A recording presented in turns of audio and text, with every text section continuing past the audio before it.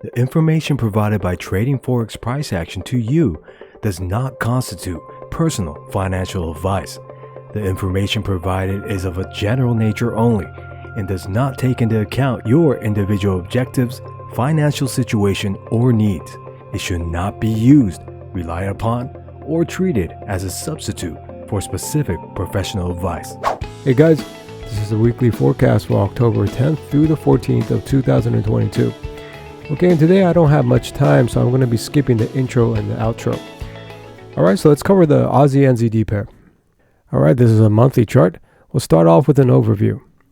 So since there was strong long strength confirmed right at this price level right here, from this trend line, from this pivot to this pivot right here, as you can see, there's a breakout, an immediate break back in, confirming normal, short strength.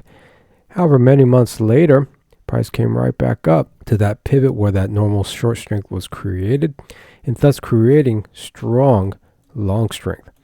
And so in the long term, I'm long biased right back up to this pivot high right here. And then moreover, on the weekly chart, the last long trade that formed was in this area right here, and the last short trade that formed was just this week at this point right here.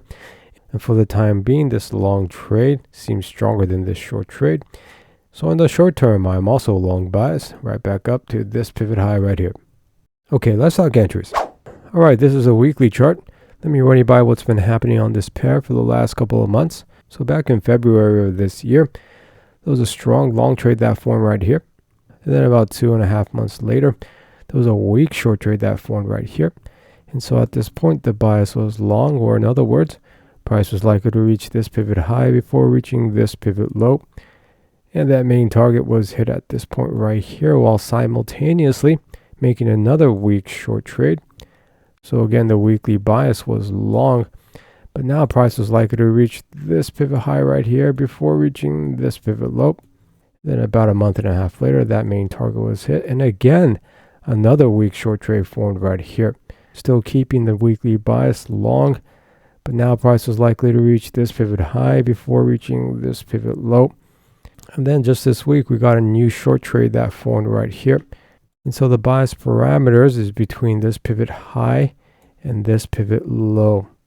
So let me go ahead and show you what's providing short strength for this short trade and moreover long strength for this long trade that formed a while back. Let's go over to the monthly chart. Okay, so on this monthly chart, that weekly long trade formed in this area. And that weekly short trade formed in this area right here.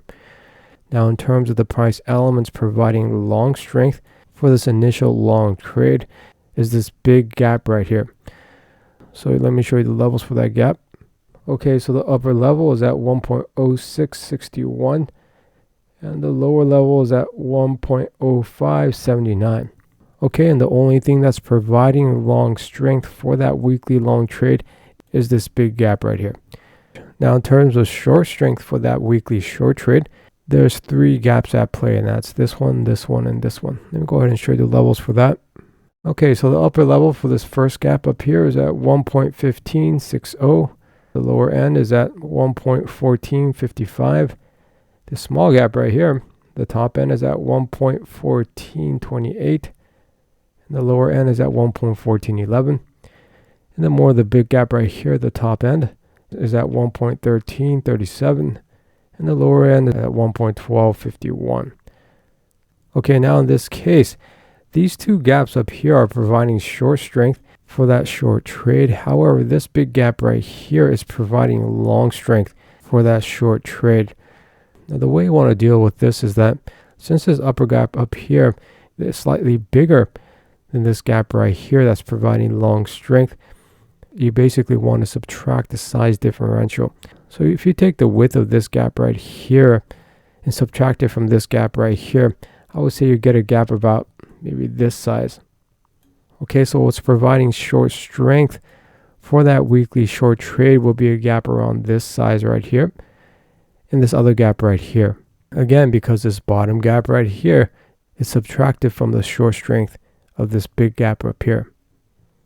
Now, basing the strength differential between this short trade and long strength with these price elements, I will say there's slightly more long strength than short strength in this case for this bottom gap is a little bit wider than the gaps providing short strength up here. Again, that's this gap right here, and about this portion of this upper gap right here providing short strength.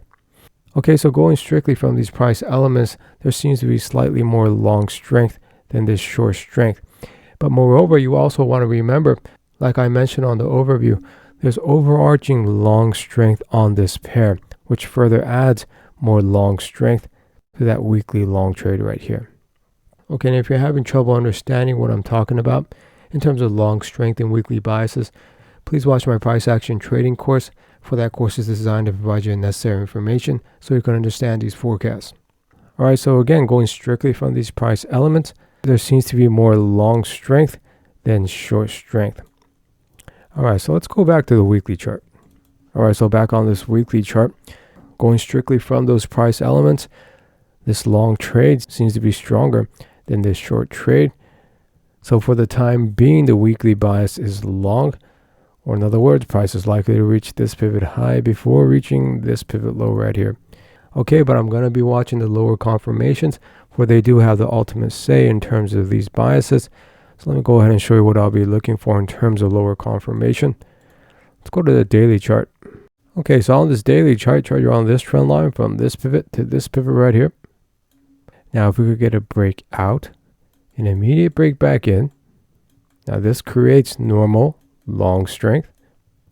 However, price could come right back down to this pivot low where this normal long strength was created. That will create strong short strength.